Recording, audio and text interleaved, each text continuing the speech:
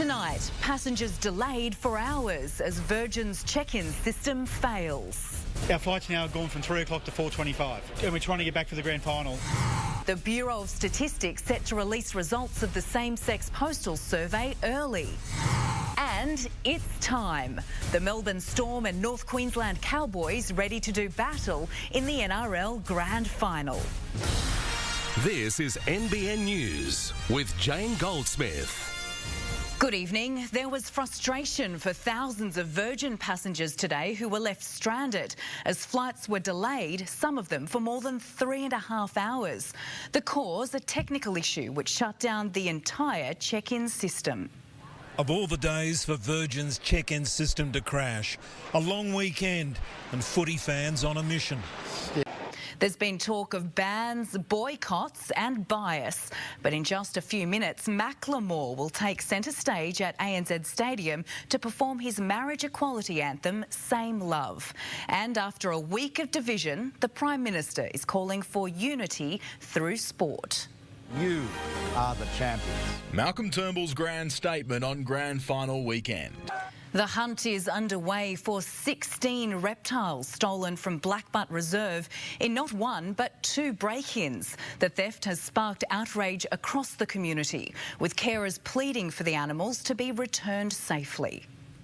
They struck in the early hours of the morning in a planned and well-executed theft. A man's allegedly been caught drink driving with his partner and 3 young children on board. The 45-year-old was pulled over by police on the Pacific Highway at Heatherbrae last night.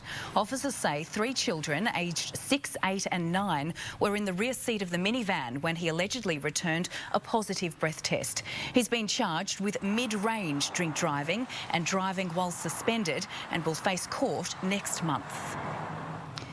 It's the annual event with plenty of horsepower, and this year's Mataura hill climb was extra special, with the race celebrating its 60th anniversary.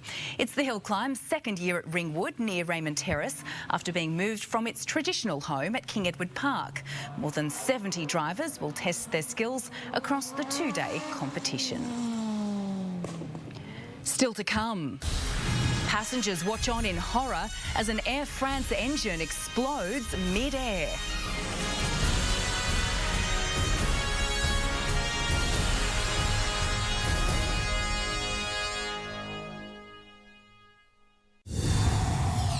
Donald Trump has lashed out at a Puerto Rican mayor after she criticised his government's response to the island's hurricane disaster.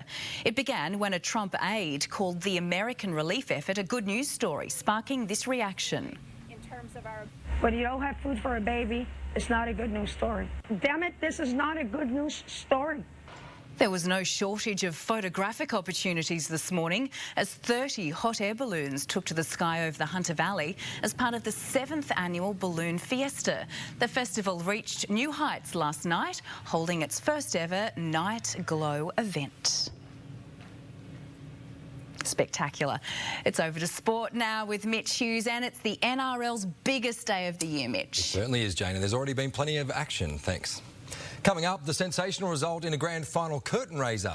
Also ahead, Tony Popovich reveals why he's walked out on the Western Sydney Wanderers.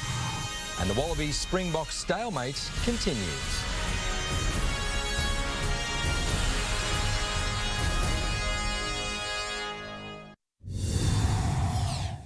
We've already seen one miracle on grand final day, with Manly coming from 8th place to win the Holden Cup decider with a 20-18 win over the Eels. Newcastle's Kalani Crane has claimed gold at the International Skating Union's Nebelhorn Trophy, booking a place at next year's Winter Olympics in South Korea. The 19-year-old led after the opening day of competition in Germany and, despite finishing 2nd in the free skating category, claimed the overall title by less than a point. The Jets W-League squad continues to take shape, with former Brisbane forward Courtney Vine joining teammates at the members' launch yesterday. She's excited about playing for Newcastle, but also hoping to help the young Matildas qualify for the Under-20 World Cup. So we've got a couple more camps coming up, and then we're going to qualifiers, which is in China. So that's next month, so that should be a challenge, but hopefully we qualify and go to France next year. Jane, that's our look at sport. Thanks, Mitch. We've got some showers possible this week. We'll check weather next.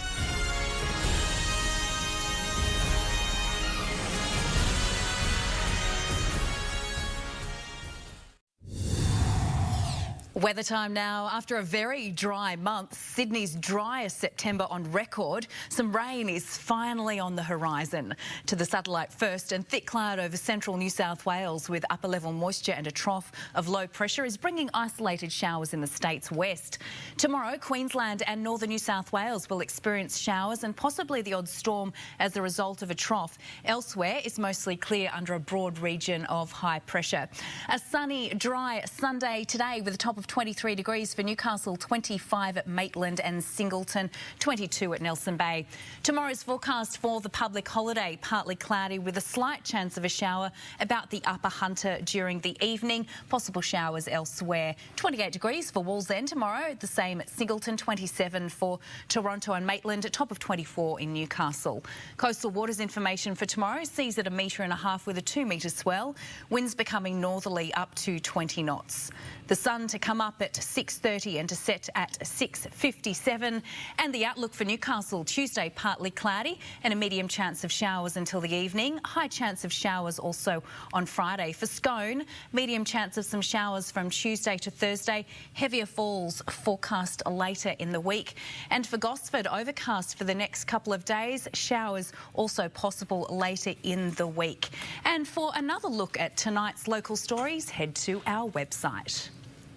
And that's our bulletin for this evening. Don't forget our grand final coverage continues straight after the news. But for now, good night. Good night.